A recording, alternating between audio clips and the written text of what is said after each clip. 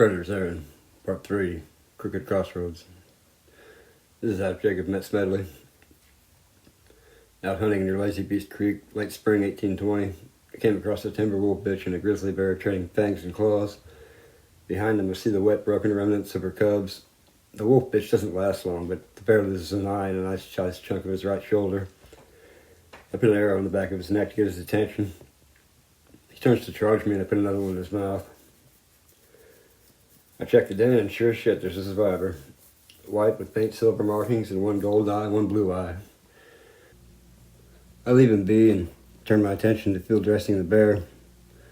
As soon as the guts hit the ground, the cub darts out of the den and buries his snout in him. He looks up at me with his muzzle all matted with gore and lets out a growl on the bark. I know about being an orphan, so I felt a bittersweet kinship with the little monster. The silver hair and friendly disposition reminded me of a wily old trapper I knew when I was a kid named Smedley. I took him home and made him my familiar. His intelligence, loyalty, and skill as a predator are an honor and a blessing to have in my circle. Isaiah and I trained him together in the traditions of the Uncle Hanway Wolf Witches. The journey opened up my animal kinship powers, and when the training was done, Smedley and I could speak to each other in our minds, see through each other's eyes, and dream walk together. Orby taught Isaiah to do the same in his dreams and mushroom visions. We keep following wagon tracks north. There's a row of tracks next to the wagons that would make no sense if I hadn't seen that fucking monster back at Lazy Beast. Hard to tell how many, but there were a lot, marching next to the caravan. Smedley says we're about 5 miles behind them. Isaiah says we should camp this afternoon and move at night. The moon is full. We find a shady spot and post up for the afternoon. Smedley says, "Do you hear that?" Isaiah says, "I don't hear shit." Smedley says, "Right. No birds, no squirrels, nothing."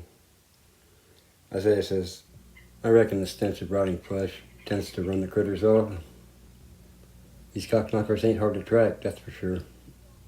Okay, back to Jacob, Algernon, and Morgana. Inside the tent, Groundthorn stands there with his bodyguard outside Jacob's cage. Morgana walks in accompanied by 3 undead wolves with ram's horns fixed to their skulls with iron staples. She walks over to Jacob's cage and says, "Look alive, sweetheart. Time to play."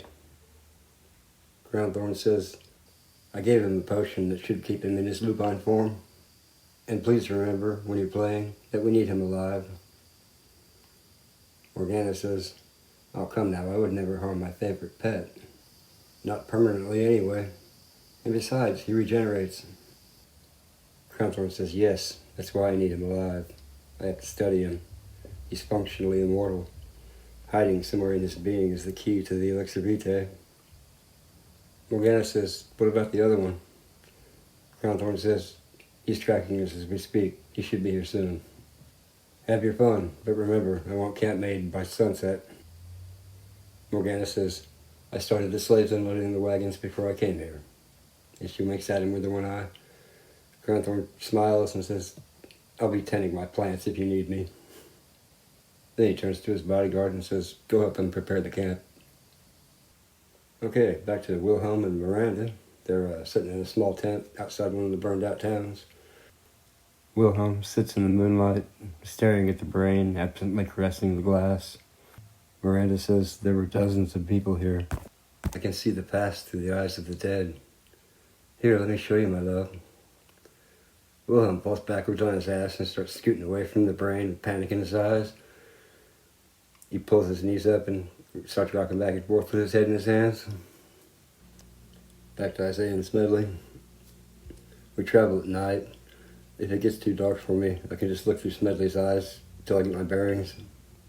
It's a little trick him and Jacob taught me in a dream during his training.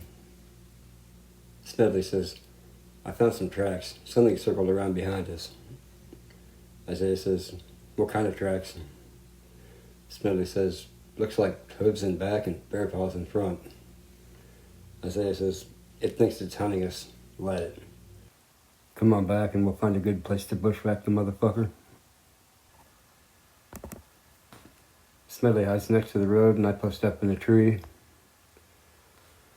We smell the goddamn thing long before it comes around the corner. The body and hindquarters of an elk, the arms of a bear. The riding head has 2 sets of antlers. Where the neck meets the chest, they're human arms with blades instead of hands.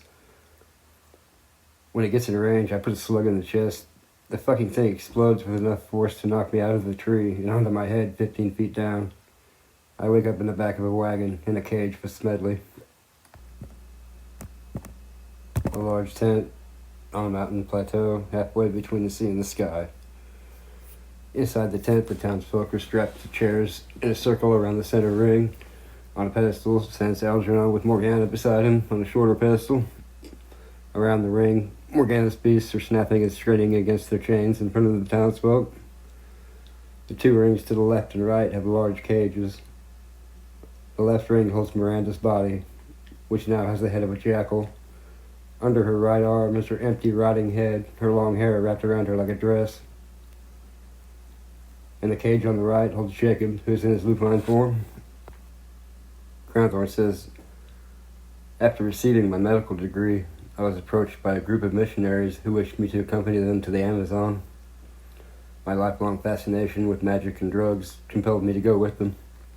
For years, we explored the most remote and archaic places in the world, from South America to the Caribbean, and even the Antarctic and Alaska. Every tribe we encountered had 2 things in common: tattoos, or branding of scarification, and rituals involving a psychedelic potion and the invocation of the primal gods and spirit beasts of the wildwood. As I learned more forms of primitive magic and the discipline of shamanic alchemy, the spirits of the wildwood began calling to me in my dreams. It was in these dreams that I conceived of the notion of creating a tattoo ink that, when enchanted, could allow the bearer to manifest the powers represented by the image of the tattoo. Many savages died in the process of perfecting the formula for the ink. The offerings and incantations necessary to infuse the ink with the wildwood magic would require a revision quest to secure. And so I left the village and went deep into the jungle with only a loincloth and a knife. For months I stalked the twisted path the savages called the Way of the Claw and Thorn. It is the final rite of passage for every witch doctor and jungle shaman.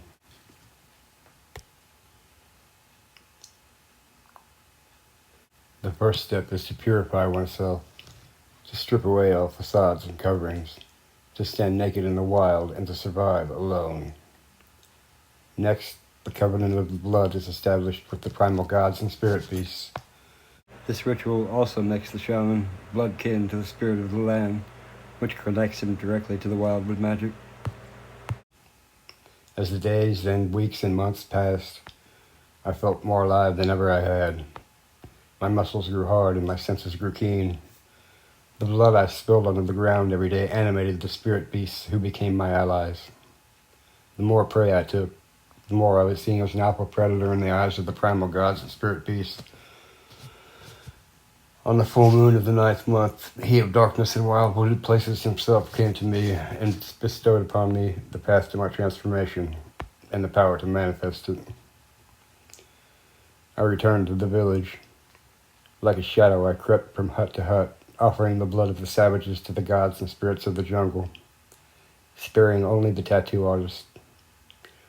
For days we worked to adorn my body with the runes and sigils that he of darkness and wild wooded places had given me. The artist did not survive the testing phase of the ritual, torn apart by the unseen beasts who had been driven into an ecstatic state of bloodlust by the ritual. In my right hand I bear the power over life and death, and in my left I carry the seal of the primal elements. I wield the forces that move all tides and seasons. Immortality is my destiny and my right. The undying creatures I shall create will make the world run red with the blood of those who refuse to worship me. Okay, that's part 3, Crooked Crossroads. Up next, part 4, Blood and Stardust. So, sweet water and good hunting to you until our paths cross again.